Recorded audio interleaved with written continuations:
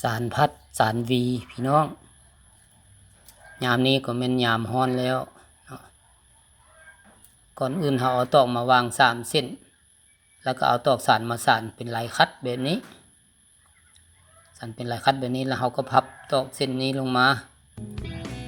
เส้นนี้ก็พับขึ้นตอก2 เส้นที่เราสานนี้เส้นอยู่ถึงพับลงมาลุ่มนี้เส้นอยู่ลุ่มพับขึ้นไปถึงหลังจากนี้เราก็เอาตอกเส้นใหม่มาสานเป็นลายคัดคือเก่าแล้วเราก็เอาส่วนที่เราพับขึ้นไปนั้นพับเข้าไปในบานนี้พับเข้าไปข้างในแล้วก็สานเป็นลายคัดนี้ส่วนที่มันเหลือออกมานี่พับขึ้นไว้แบบนี้พับขึ้นไว้แล้วเราก็เอาเส้นใหม่มาสานเป็นลายคัดเข้าไปแบบนี้แล้วก็เอาเส้นอยู่ในหันพับเข้าไปเส้นที่เราพับก่อนหน้านั้นนะพับขึ้นไปอีกแล้วก็เอาเส้นใหม่ที่เราสานนี่พับขึ้นไปอีกแบบนี้พับขึ้นไปป้าไว้สำนี้แล้วก็เอาเส้นใหม่มาสานหลังจากสานแล้วเส้นที่เราพับขึ้นไปป้าไว้เมื่อกี้นี่เราต้องได้พับเข้าไปในอีกพับเข้าไปในแบบนี้แล้วก็สานเป็นลายคัดเข้าไปเส้นอยู่นี้เขาก็พับขึ้นแล้วก็เอาเส้นใหม่มาสานเข้าไปแล้วก็เอาส่วนมันพับเข้าในนี้พับเข้าสานเป็นลายคัดเข้าไปเนาะส่วนอยู่ที่มันซีมาเบื้องซ้ายนี่เขาก็พับขึ้นถึงแบบนี้พับไปแบบนี้แล้วก็เอาเส้นใหม่มาสานแล้วก็ส่วนที่เราพับขึ้นถึงนั้นเราพับเข้าในแบบนี้พับเข้าในแล้วก็สานไว้แล้วก็พับเส้นนี้ขึ้นไปรอไว้อย่างนี้เส้นใหม่มาสานแล้วก็พับเข้าในสานไว้แบบนี้แล้วเส้นนี้ก็พับขึ้นไว้แบบนี้เอาเฮ็ดแบบนี้ไปเลยๆแล้วพี่น้องเฮ็ดไปเลยๆจนได้หลายให้ประมาณนี้เนาะใกล้จะพอแล้วเอาก็เฮ็ดคือเก่าสานคือเก่าพับขึ้นแล้วก็เอาตัวใหม่มาสานเอาเส้นใหม่มาสานแล้วก็เส้นที่เราพับเมื่อก่อนนั้นเราก็พับเข้าใน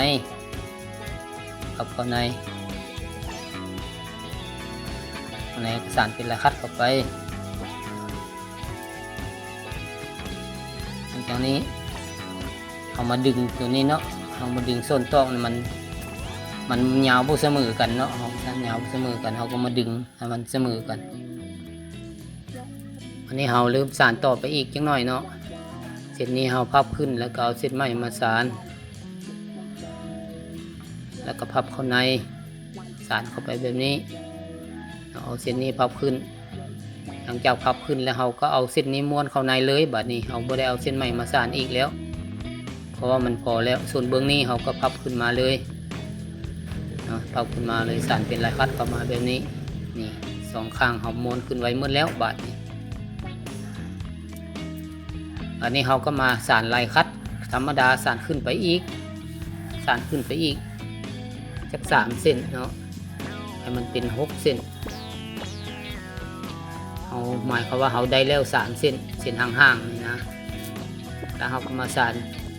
เส้นที่4เข้าไปสานเข้าไปแบบนี้สานเป็นลายคัด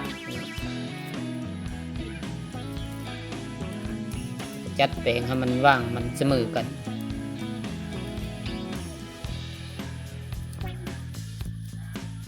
เก็บประสานเพิ่มเข้าไปอีก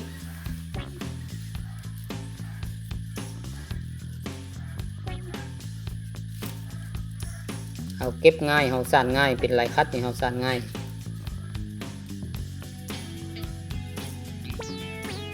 นี่จัดเข้าเฮ็ดให้ว่างมันพอดีสานเข้าไป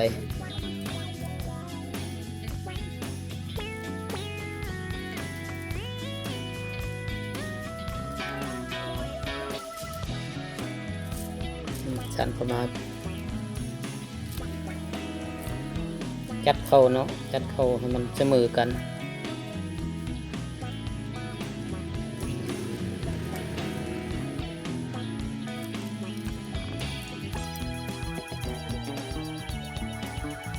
ได้ประมาณนี้แล้วเราก็พอเนาะ6 เส้นแล้วเราก็มาเอาเส้นสุดท้ายนี่ขึ้นไปแบบนี้เส้นที่1เส้นที่2ขึ้นไปเส้นที่3ขึ้นไป หมายก็ว่าพับแล้วก็สานเป็นลายคัดเข้าไปเลยพับแล้วก็สานเป็นลายคัดเข้าไปเลยแบบนี้เบื้องนี้ก็คือกันฝั่งเบื้องนี้ก็ปีนมาเราก็พับขึ้นพับแล้วก็สานเป็นลายคัดเข้าไปสานเป็นลายคัดเข้าไปแบบนี้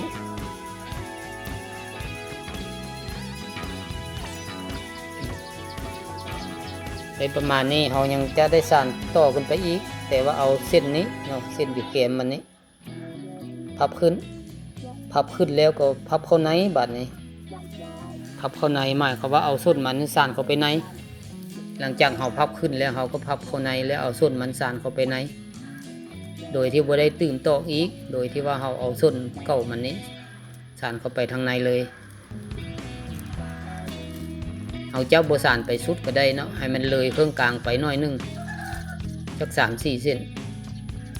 เพราะว่าเผื่อเราจะเอาส่วนเบื้องนั้นเข้ามาในส่วนเบื้องนี้เราก็มาพับแบบนี้พับแล้วก็สานเข้ามาตามว่างเดิมว่างเก่าของเบื้องนี้ที่เราสานเข้าไปนั่นแหละสานเข้ามามันจะมาพบกันอยู่เครื่องกลางมันจะเข้าหูเดียวเข้าว่างเดียวนะ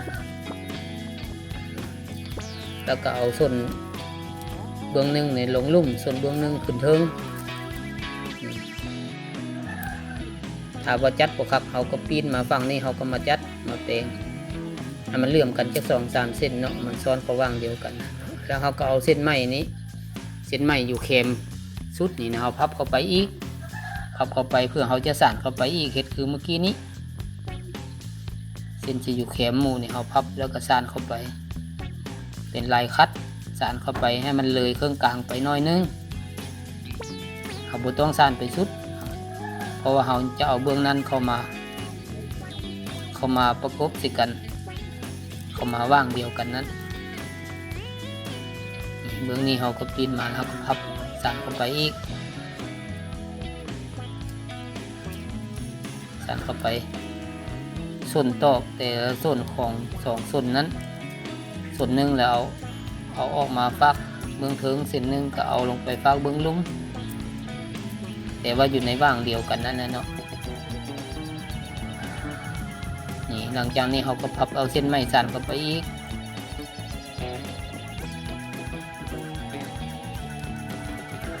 พับแล้วก็สานเข้าไปเก็บเป็นลายคัดสานเข้าไป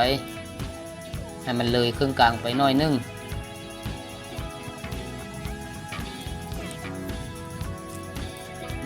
แบบนี้แล้วก็เอาเครื่องนี้พับสานเข้ามาแบบนี้สานเข้ามา5 เดียวเนาะสานเข้ามา5 เส้นที่เราสานจากทางซ้ายไปขวานี่เส้นจากขวามาซ้ายก็เอาเข้ามาประกบกันเนาะเอามาอยู่ในว่างเดียวกันให้เอาเส้นโต๊ะ2 ส่วนนี้ให้มันโค้งกันเนาะให้มันซ้อนกันเข้าไปเลยให้มันซ้อนกันเข้าไปเป็นเส้นเดียวนี่มันจะเป็นว่างแบบนี้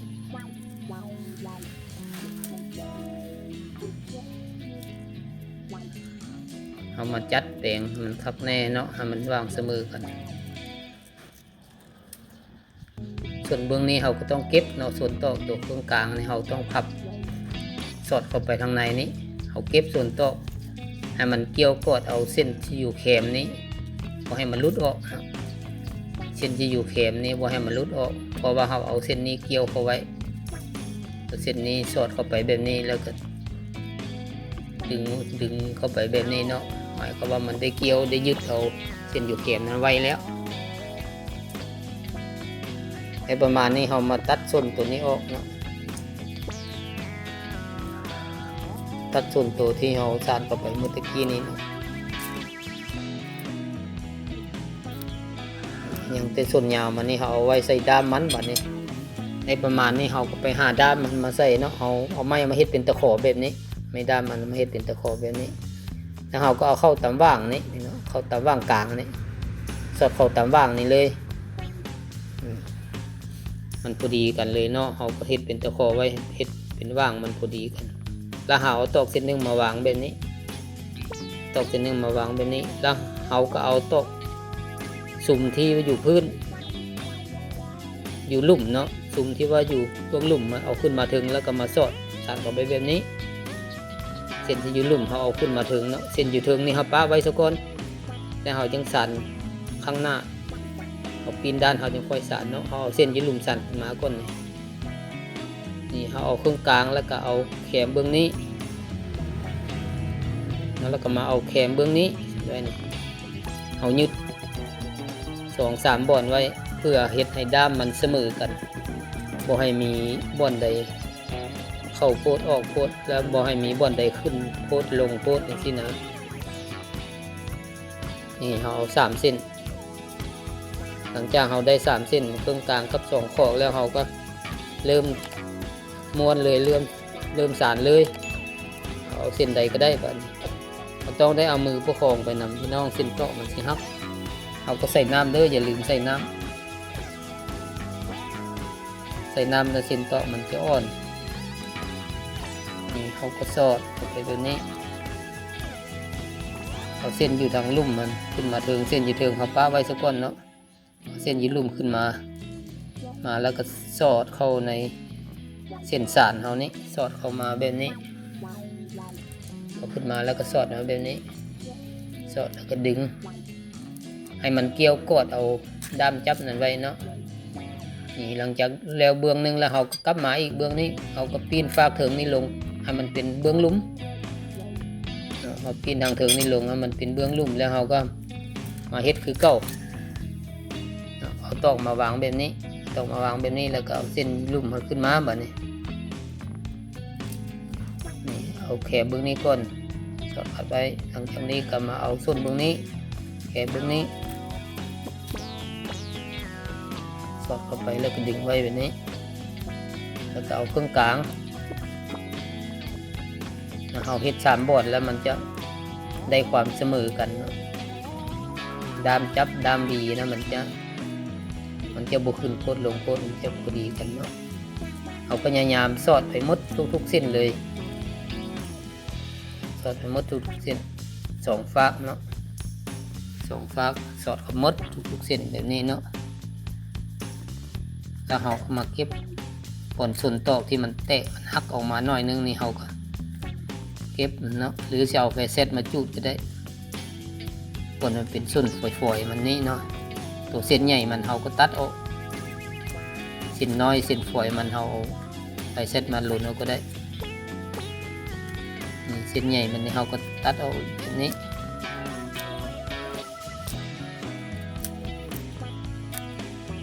เอาใส่ตอกยาวจังสานง่ายเฮ็ดง่ายพี่เนาะถ้าตอกสั้นมันจะเฮ็ดยาก